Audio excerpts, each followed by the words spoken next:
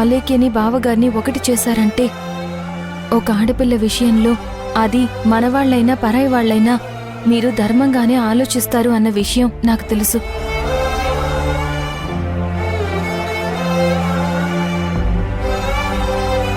కానీ ఒకటి మాత్రం చెప్పగలను, అత్తయ్య గారు, ప్రియదర్శిని వల్ల ఎప్పటికీ ఈ ఇంట్లో గాని ఈ ఇంట్లో మనుషులకు గాని నష్టం రాదు. తన వల్ల నష్టం వస్తుందని కాదమ్మా, ఆ నష్టానికి నువ్వు బాధ్యురాలివి మాత్రం కాకూడదు. అదొకటి గుర్తుపెట్టుకో. ఎందుకంటే అలేఖ్య తత్వం మనందరికీ తెలుసు. ఒక్కసారి తను ఏదైనా అనుకుంది అంటే ఇంక అదే పనిగా అవతల వాళ్ళని నిందించడమే బాధ్యతగా మారిపోతుంది.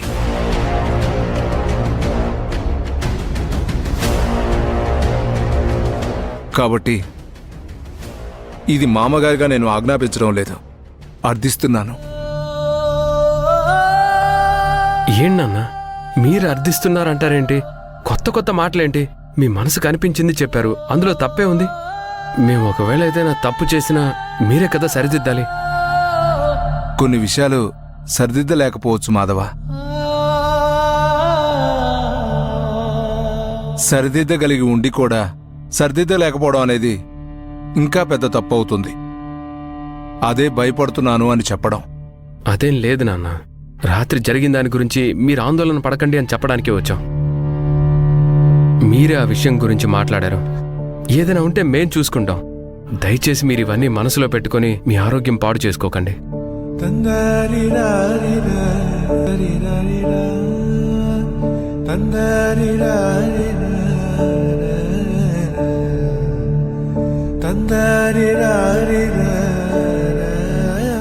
భూమికే కారణం తెలియనప్పుడు నువ్వెలా చెప్పగలవు? ఇలా అడిగినందుకు ఏమీ అనుకోవద్దు బాబు. పర్వాలేదులే మావయ్య గారు, నన్ను మీ కొడుకులా అనుకుని నాకు ఆ విలువ ఇచ్చినందుకు నాకు చాలా సంతోషంగా ఉంది. నేను మీకు ఏది చెప్పలేకపోయాను, కానీ నాకు తెలిసిన రోజున మీ దగ్గర ఏది దాచకుండా ఉండను.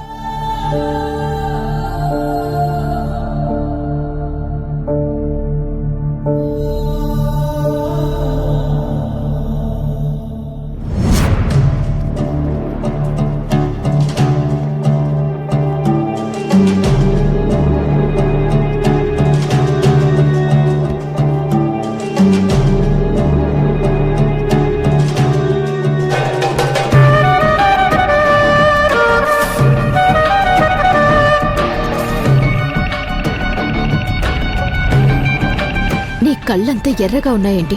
రాత్రి నిద్ర సరిగ్గా పట్టలేదు, అందుకే అలా ఉన్నాయి. మీకెందుకు నిద్ర పట్టదు? నాకు కదా నిద్ర పట్టకుండా ఉండాల్సింది. ఏంటి అలా చూస్తున్నారు? నేనన్న దాంట్లో తప్పేమైనా ఉందా? ఆ ప్రియదర్శిని మన ఇంటికి వచ్చిన దగ్గర నుంచి నేను గమనిస్తూనే ఉన్నాను. మీలో చాలా మార్పు వచ్చింది. ప్రియదర్శినేమో మీకు దగ్గర వాళ్ళని చూస్తోంది. భూమి వాళ్ళ ఫ్రెండ్ కదా అని నేను ఏమి మాట్లాడకుండా సైలెంట్ గా ఉన్నాను. అలా కాకుండా ఆ రోజే పట్టుకుని 4 తగిలించి ఇంటి నుంచి బెడపట్టుకుని బయటికి గెంటేస్తుంటే అసలు ఈ రోజు ఇలాంటి పరిస్థితి వచ్చేదే కాదు. నువ్వు ఇంకా నోటికి ఏదొస్తే అది మాట్లాడటం మానలేదా? ఏంటి నోటికి ఏదొస్తే అది మాట్లాడుతున్నానా? కాదు, నిజాలు మాట్లాడుతున్నాను. అర్ధరాత్రి రోడ్డు మీద ఒక అమ్మాయితో కట్టుకున్న భర్త ఏకాంతంగా మాట్లాడుతూ ఉంటే ఏ ఆడదైనా ఎలా ఊరుకుంటుంది? అసలు అంత అర్ధరాత్రి మీకు ఆ అమ్మాయితో మాట్లాడాల్సిన అవసరం ఏంటి? అది కూడా ఎక్కడు? బయట నడి రోడ్డు మీద. మీకు తనకి అంత పర్సనల్స్ ఏమున్నాయి? మీ ఇద్దరికి ఎప్పటినుంచో పరిచయం ఉన్నట్టు, మీరిద్దరేదో పెద్ద లవ్వర్స్ అయినట్టు అంత డీప్ గా మాట్లాడుకుంటున్నారు. అక్కడ ఏం జరిగిందో, నేను అక్కడ ఎందుకు ఉండాల్సి వచ్చిందో అందరి ముందు చెప్పాను కదా. మళ్ళీ దాన్ని లాక్కు. ఇక్కడితో ఆ టాపిక్ వదిలేస్తే మంచిది. వదలను. నేనెందుకు వదలాలి? వదిలేస్తే ఎవరికి మంచిది? మీకా లేక దానికా? నాకైతే మంచిది కాదు. ఎందుకంటే నేను పోనీలే పాపమని వదిలేశానే అనుకోండి, ఈరోజు ఇంటి బయట ఏకాంతంగా నడి రోడ్డు మీద మాట్లాడుకున్నారు. రేపొద్దున ఇంట్లోనే అందరి ముందు బరి తెగించి మాట్లాడుకోరని గ్యారంటీ ఏంటి? అలేఖ్య అలేఖ్య అలేఖ్య అలేఖ్య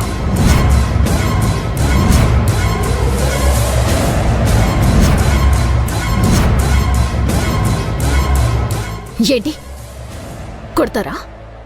కొట్టండి. చంపేస్తారా? చంపేయండి, చంపేయండి, నన్ను చంపేయండి. ఆ పని చేయండి, చంపేయండి, చంపేయండి. ఏయ్! మెంటల్. అవును, మెంటలే. మీ ఇద్దరికి ఎలాంటి అడ్డు ఉండదు కదా. ఒకవేళ మీరు నన్ను కోపంతో చంపేసినా నేను మాత్రం మిమ్మల్ని వదలను. చచ్చినా దయ్యమై మీతోనే ఉంటాను. నేను అందరిలాంటి ఆడపిల్లని కాదు.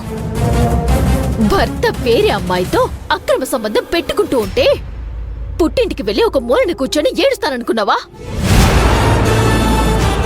చంపేస్తా. దాన్ని చంపి నేను చస్తాను, కానీ మిమ్మల్ని మాత్రం వదిలిపెట్టి వేరే వాళ్ళ చేతిలో పెట్టి వెళ్ళిపోను. గుర్తుపెట్టుకోండి.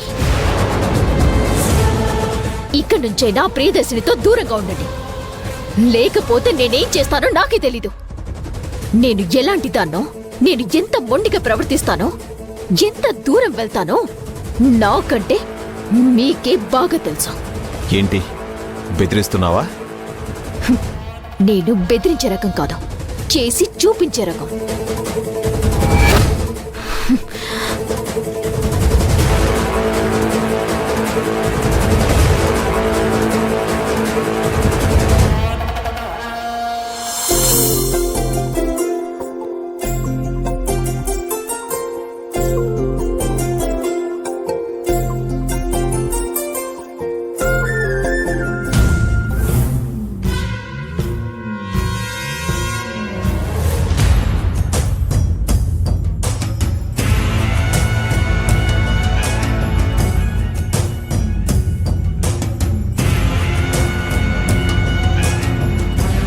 ఏమైందమ్మా అలా ఉన్నావు?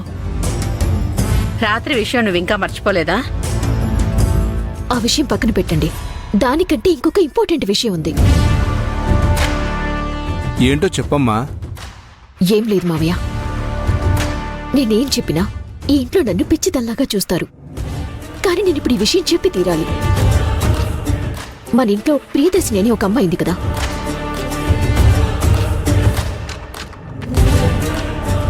ఆ అమ్మాయి పేరు అసలు ప్రియదర్శినియే కాదు, సుహాసిని.